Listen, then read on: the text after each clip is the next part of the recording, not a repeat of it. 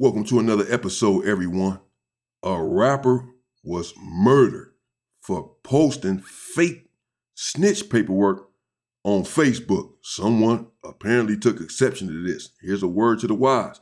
Even if the allegations are true, even if the individual is or was a snitch, posting the paperwork and accusing him of being a snitch can still have your life snatched from you.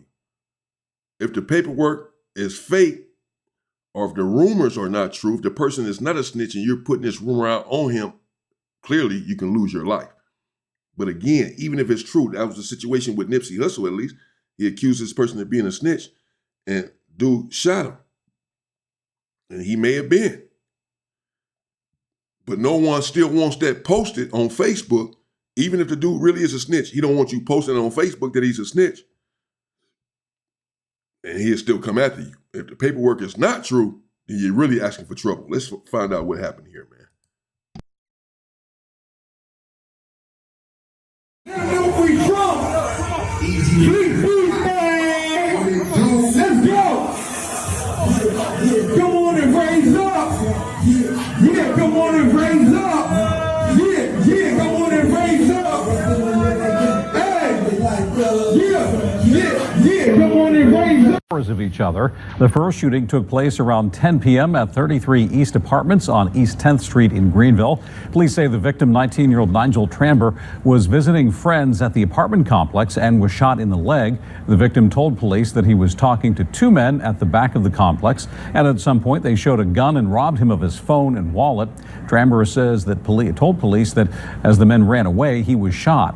Police say that he was taken by private vehicle to Vidant Medical Center. The two men are described as black men between 18 and 20 years old. Police say one man had a low-fade haircut and was wearing all dark clothing, while the other had medium-length dreadlocks. Police say the second shooting happened just after midnight on North Washington Street near Martin Street. Police say 41-year-old Angela Weish was shot in the leg once during an argument in the front yard of a home. She was taken to Vidant Medical Center with non-life-threatening injuries. In tracking crime in Pitt County tonight, deputies are investigating the death of a man who was found in a ditch on the side of a busy Greenville road. Fam, you know, sometimes the most dangerous thing you can do isn't pull a trigger or start a fight. It's hit post. Because once you put something on the internet, a claim, an accusation, a narrative, you don't control how people receive it or how far it goes. And sometimes you don't even control the consequences either. Now imagine this. You go on social media and publicly accuse another man of being a snitch. You post paperwork, case numbers, a bold claim. There's just one problem. Nothing you put out is fully confirmed. And instead of exposing somebody, what you really did was put a target on your own back. You might not think much of it in that moment. You might feel like it's just internet talk. But what if I told you just 2 weeks later that same man who made those accusations was found gunned down and left in a ditch? Fam, that's the hard reality we dealing with today. Over the past 24 hours, reports has been circulating that a man out of North Carolina had lost his life shortly after making those allegations. Man, I spent hours going through records, tracking case numbers, cross-checking documents, and I tell you up front, the police report number floating around is false. The names are real, the situation is real, but the case tied to that paperwork is completely different. Now, if that sounds confusing, trust me, I was confused too at first. So today, we're gonna break this down in chronological order, separate the facts from rumors, pay our respects to the victim, walk through how he lost his life, and take a closer look at the allegations he made compared to what the public records actually show. But before we go over this one, I want you guys to remember, I won't give you no angle, I just give you the story. So with that being said, make sure you like, comment, and subscribe. We'll jump right to it. Now, before we get into the deeper details of this case, first we have to talk about where all this happened, because this environment plays a major role in this story. We in Pitt County, North Carolina, with the city of Greenville sitting right at the center of it. Now, Greenville isn't a big city like Charlotte or Raleigh. It's what you call a college and hospital town, home to East Carolina University, and a major regional trauma center. You got students, working families, and longtime locals all sharing the same space, mixed in with pockets of rural roads and wooded areas stretched just outside city limits. On the surface, it feels calm, small town, familiar. But like a lot of places in eastern North Carolina, Greensville has another side. A side where personal disputes don't always stay online, where social media drama can spill into real life, and where reputation, especially when it comes to street politics, still carry weight. And out here, once something spread, it spreads fast, because everybody knows somebody who knows somebody. In recent years, Pitt County has quietly dealt with this share of retaliation-type shootings, late-night confrontations, and conflicts that start with words and end with violence. From that area was a local rapper. 2 weeks ago, on December 17, 2025, Easy Rock went to Facebook and said the following. Niggas been arrested in Greenville, claiming they gangsters, and be writing statements, and be on witness lists and shit. Your shades are definitely off. Move around, Zeke, Rozie. Rat, you a dub. Your card is officially pulled. Now what he posted is what he assumed, and I guess the audience looking at it, was paperwork. But it looked like words on a notepad. Then he had a witness list that had a female, and the person he's claiming is a snitch, was just his first and last name. But then when you read into this paperwork that was actually posted, some red flags that I want to point out as we continue. First thing first, I want us to check out this police report number. Of course, this was in Pitt County. And I want to enter this report number in Pitt County criminal case search with you guys, the family. As you can see, nothing. Next, I want us to go over the details, the claims that's being made in this alleged police report or statement. Rozie Johnson, 18 years old, a man who we'll later identify just 5 days ago, wasn't worried about nothing, posting pictures with his kids for the holidays. 25 years old now, but this paperwork is alleging a crime that happened 7 years ago when Rozie was just 18 years old. Now let's read what's been alleged. It mentioned riding in a white car with cousin RDT. Remember, Rozie's name is Rozie Johnson, so we assuming those are his initials. They're mentioning riding in a white car with the cousin of RDJ and two other dudes. One dude with a black t-shirt, skinny. One dude with an orange shirt with collar, RDJ. They claim he was wearing a blue and red hat, black shirt, light jeans, blue shoes, and Jordan. Now before we continue, let's pause for Well, first of all, there you have it. Paperwork can and has been in the past, many incidents in the past where paperwork has been doctored. Here you have a situation where, as this individual said, and this is the Family TV, check him out, shout out to the Family TV, as he just implied or straight out stated, red flags here with this paperwork. You'll get the paperwork and it looks like it's legit. From the police station, from the police, it's signed and dated, has a case number. And the paperwork is saying whatever it says that this individual told on the case. And you will look at that and say, there it is right there in black and white. We got the black and white. Everyone wants the black and white before they make a move on someone as it relates to snitching. But here you run a case number and it doesn't even come back to this case. So you can doctor the paperwork. And apparently this individual did. He posted paperwork that is non-existent when you dig deep. Painting this man out to be a snitch. And some paperwork that's faulty, that's fake. It's a fake case number on there. Okay. Second. If you confuse a little bit because you stand on track, you should be. This man claiming Ro, or RDJ that is, was the informant, but the information is given up on RDJ. So I guess he's saying he's snitching on himself. But let's continue. They say RDJ came downtown in a gray Saturn. T just got out of jail. T, brown skin with dreads. RDJ, Christian Drive. Approximately 10 and 11 people outside. Last call from Bones, the alleged victim in this police report or statement, was around 3:38 a.m., who we'll later identify. It said the other dude had on a black shirt with white trim. Downtown Thursday night with Bones. RDJ met with Bones in the parking lot. Suspect is pointed at RDJ. They say he first saw dude that shot Bones downtown on the sidewalk. Dude is brown skin with medium length dreads. RDJ girlfriend name is Alexis. And they also insinuate that the dude T was RDJ cousin. Now I know that was a lot, but let's slow down. During this same time frame on this same street, a man identified as Reggie Donnell Tyson. He lost his life October 15, 2017. Let's talk about the details of him losing his life and how we know that's the same incident report that involved him.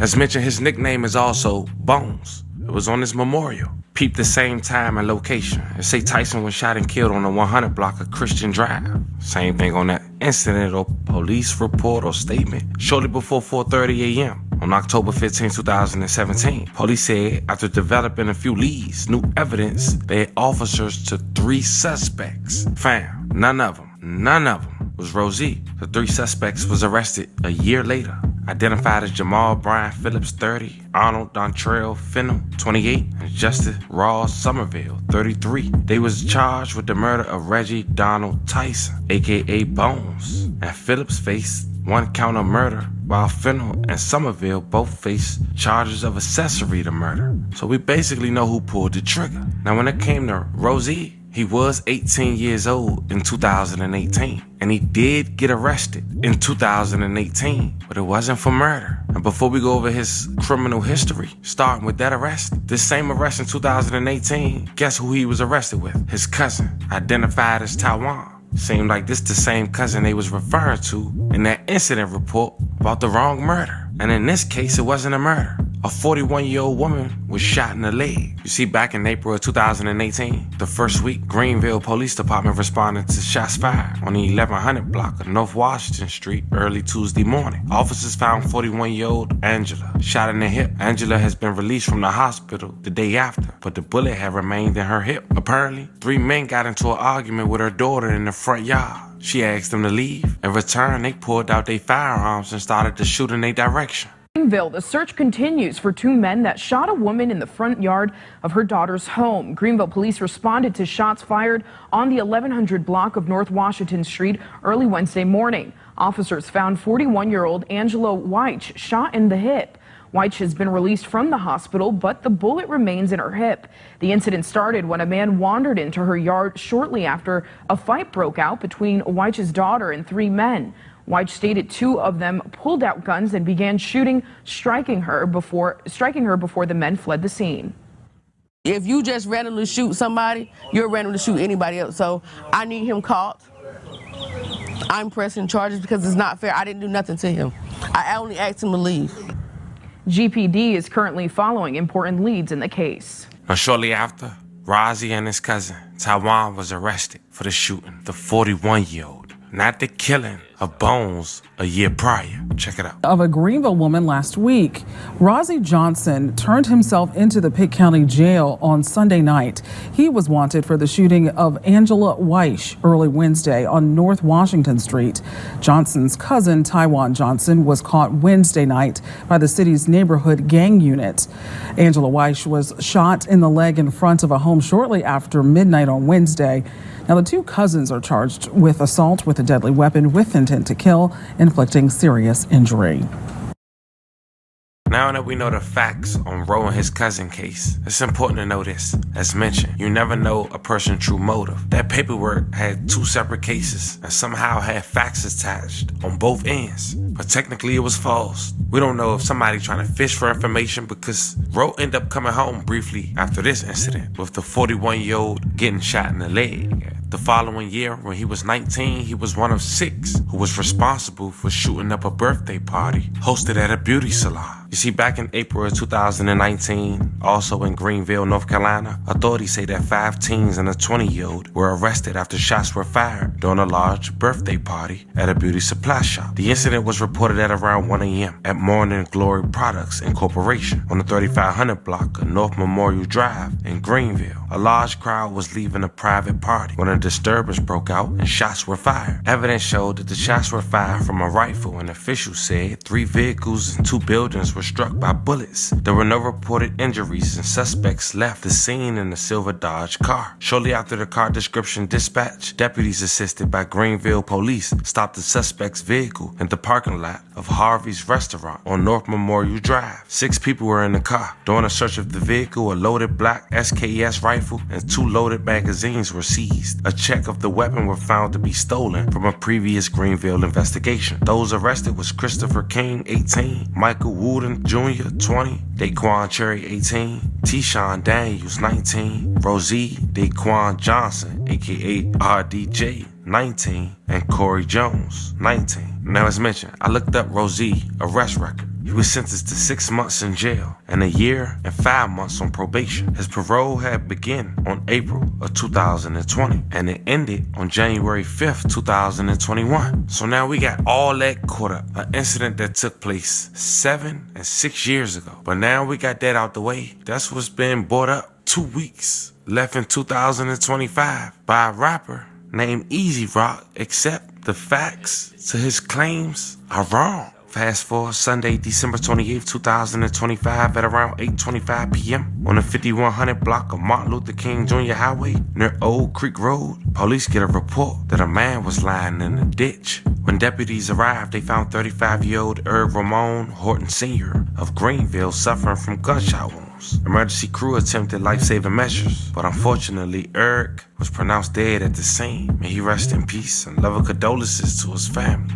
And tracking crime in Pitt County tonight, deputies are investigating the death of a man who was found in a ditch on the side of a busy Greenville road. Sunday night around 8:30, the Pitt County Sheriff's Office says they found 35-year-old Eric. Gotta be careful posting that paperwork, man. You know, as I said, even if you are right, even if you are correct, even if the dude is a snitch, I can bring you situations where the dude was indeed a snitch. But once the individual exposed him and exposed that, he's trying to still protect his name, even though he's a snitch. He still doesn't want to admit that he's a snitch. He still wants to keep this hidden. So when you expose him, he'll still try to silence you, even though what you're saying has veracity. So you have to be careful. And if you're talking about putting out paperwork on someone, accusing them of putting allegations on someone that can cost them their life, which is what snitch allegations can do, then you had better have proof. You had better be for sure that this individual snitched. Horton Sr. near the intersection of Martin Luther King Jr. Highway and Old Creek Road. First responders tried to save Horton before he later died there at the scene. Pitt County Sheriff Paula Dan says it's still early right now in their investigation. We do know at this point and believe that the victim was on foot. However, we believe that the shots were fired from a vehicle, by all indications at this point. The victim had made several calls prior to 8:10 when the first shots were heard. Now, if you have any information about what happened in that area on Sunday night, you're asked to call the Pitt Greenville Crime Stoppers.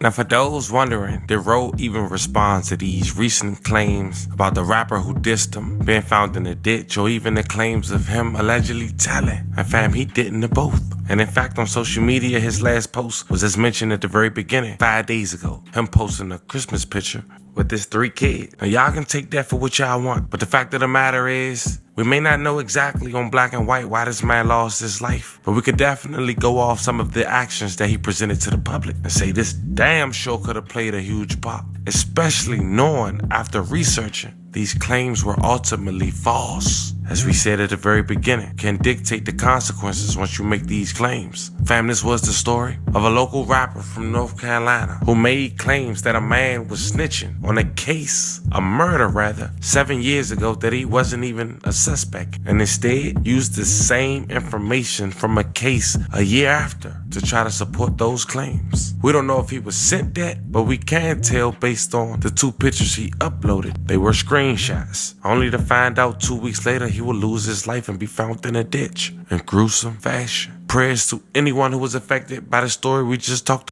about. Yeah, that's just it, everybody. You have to be careful. There's been a lot of stuff going on online, obviously, a lot of back and forth, a lot of beefs and all of that. But, you know, one has to be careful that it does not get out of control.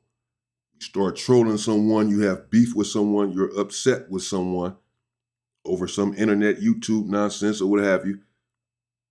And then you start making it real personal, posting certain things about this individual, talking about this individual's family or whatever, things that have nothing to do with the internet, that have nothing to do with YouTube, or accusing the individual of being a chomo or a rat, and you know that this individual is not these things. These are serious allegations.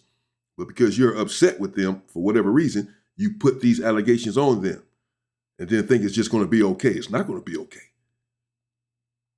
People will take you out for tarnishing their name, tarnishing their potential legacy. They will take you out. Again, even if it's true, they'll still take you out because they do not want it exposed. So be careful with who you're exposing, what you're exposing, why you are exposing it. And if you're going to expose something, be ready. Man, I know so much stuff, bro. You all will be shocked. But I'm not going to expose it. I know some individuals that got their backsides tampered with in prison, and you know their names.